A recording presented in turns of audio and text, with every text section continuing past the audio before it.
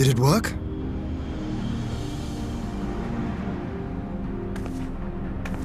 It did. Ether may flow freely to the burn once more.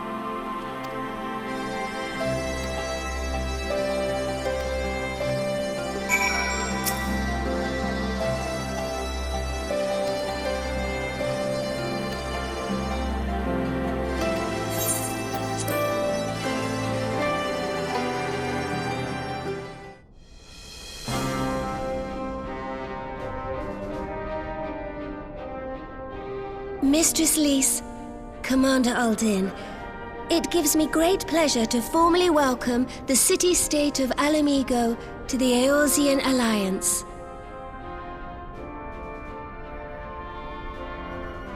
The pleasure is ours, Your Grace.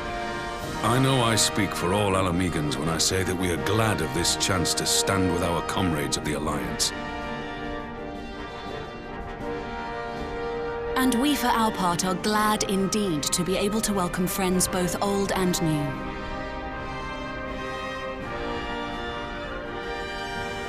Lord Hien of Doma, at your service.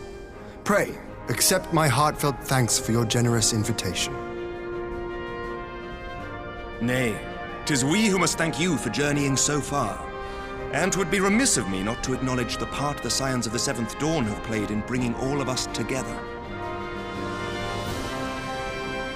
In times of great unrest, you and yours have been our constant companions, without whom we would not be here. With apologies to Lord Hien and Mistress Alisaie, it occurs to me that we have not gathered in this way since that fateful day in Uldar. The day I lost my arm and my freedom. As I lay in my cell, never did I dream that I would one day be given the chance to represent my homeland at this council. I would not even be alive had you not plucked me from the jaws of death. You, Yugiri, and Alphino. Would that the lad could be with us.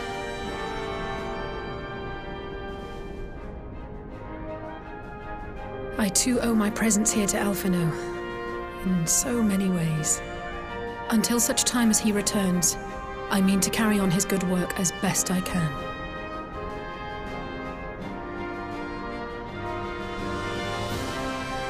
Come, friends, let us leave the past in the past and turn our eyes to the future. My Lord Hien, pray, tell us how things stand in the east.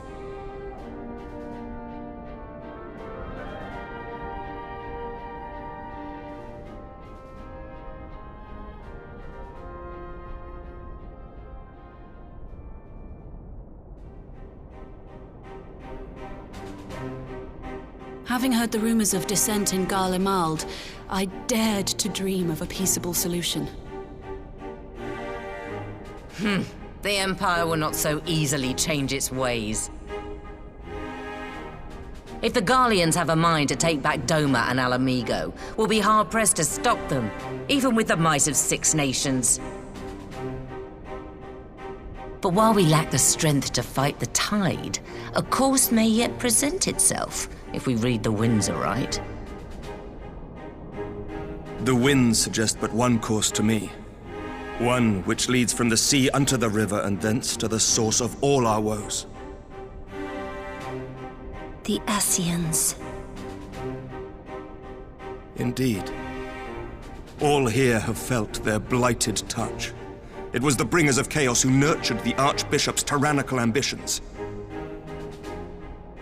They who bestowed upon him the secrets of summoning, as they have so many others before and since. And while they remain, we shall know no peace. Our objective is clear. The question is how to achieve it. That our enemy parades about in Xenos' skin poses problems in itself, but ere we get to them, how are we to infiltrate the Empire and get close enough to strike?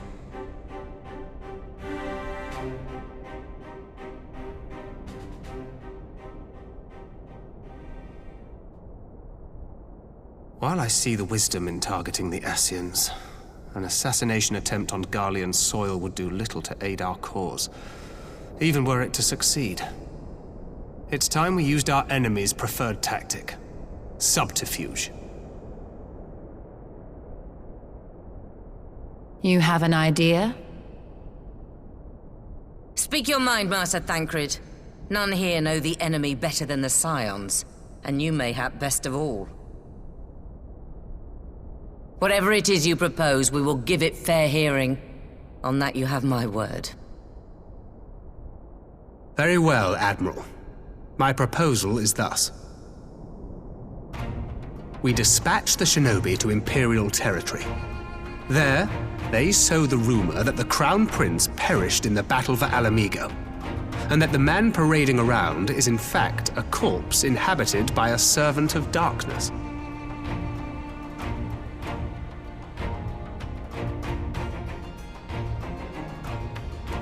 Well, it does have the ring of truth about it.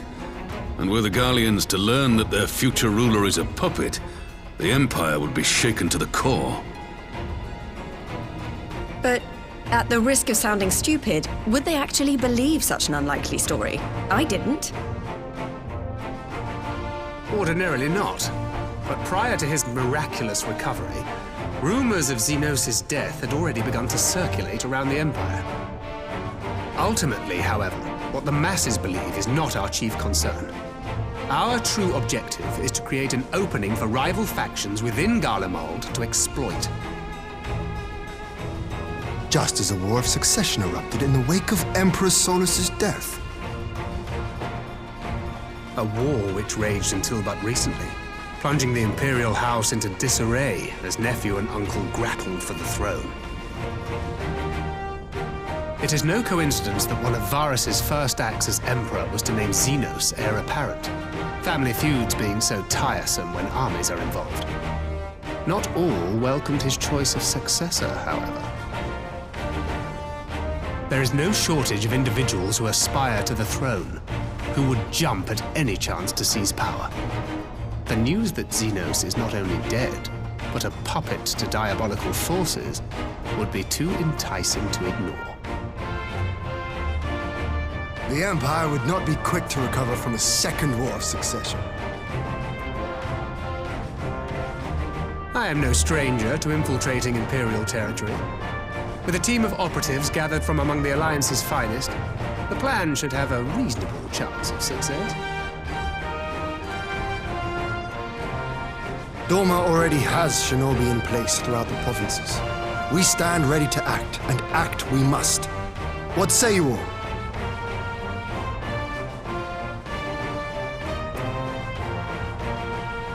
I'm for Master Thancred's proposal. We shine a light upon the Ascian and test the Empire's unity. 'Twas his plot that scuttled Doma's negotiations, was it not? Why then, if we can eliminate him, there may yet be a chance for peace. Let us wage this war of subterfuge, that we may one day lay down our arms. Gods know we never will while the Ascians remain.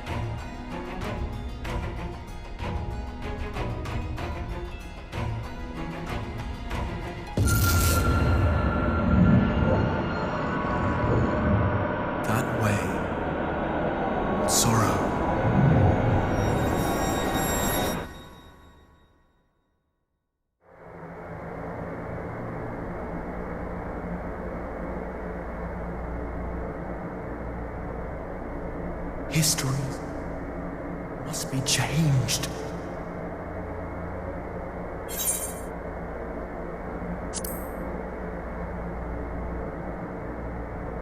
Ahead looms a calamity. Ahead looms light, expunging all form and life. Twin dooms only you can forestall. Only you. What's the matter?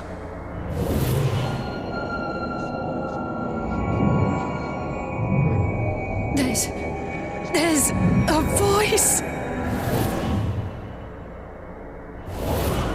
Spies in our midst? Nay, I sense no such presence.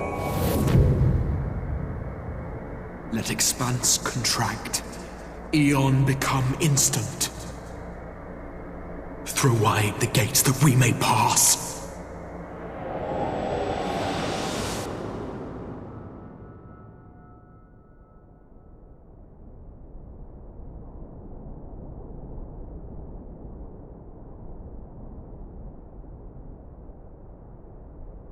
Is it over? Master Thancred!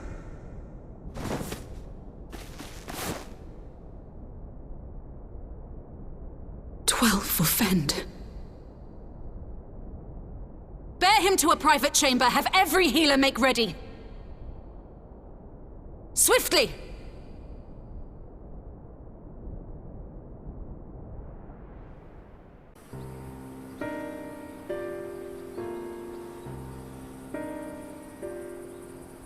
Master Thancred remains in slumber. Though his vital signs appear stable, he's unresponsive. What could have done this? And why just him and not the others? I'm afraid we could not identify the cause, my lady. Our examinations revealed no wounds, nor the presence of any poisonous substances.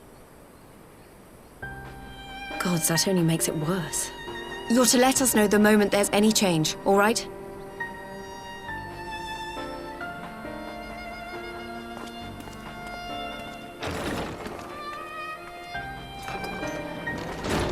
Thank you for coming. Knowing Thancred, he would apologize for being otherwise engaged at so crucial a juncture. In gifting us a course of action, Thancred sowed the seed of all that is to follow. We have but to nurture it as best we can. To him, I would say, rest easy, that he may wake to enjoy the fruits of our labors. Now, the matter of the mysterious voice must not be forgotten. Will you tell me exactly what happened? Alize and I heard a voice in the moments before Thancred collapsed. It was accompanied by a severe headache, as if something were clutching at our minds. Did you experience the same thing?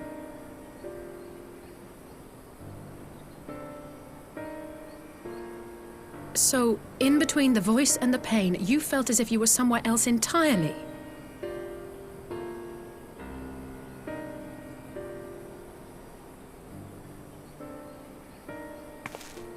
Your testimony confirms my suspicion. That which you experienced was, I believe, your soul being plucked from your flesh. Called. Called?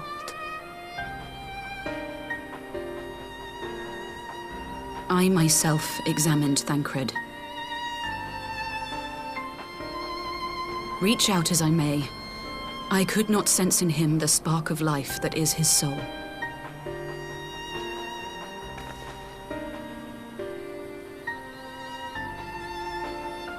That Thancred alone was stricken so is likely due to his heightened sensitivity to the effects of ether, a consequence of his prior possession by the Ascian Lahabrea. The owner of the voice, whoever it may be, reached out to you, called your souls, and in so doing, caused you and yours such pain. But if that's true, where exactly are we being called to? I know not. Yet one thing is plain. Whoever waits for you on the other side is possessed of a power unlike any I have ever known.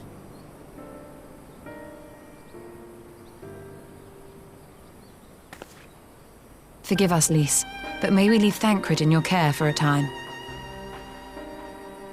As if you had to ask. I may not be a scion anymore, but I'm no less a friend. Don't worry. I'll see to it that Thancred's well looked after. Just focus on solving this mystery, all right? Thank you, Lys. As the Elder Seedseer says, 'tis no ordinary individual we are dealing with. Nor can we discount the possibility of Ascian involvement. Whoever or whatever is behind this, the sooner we find out, the better.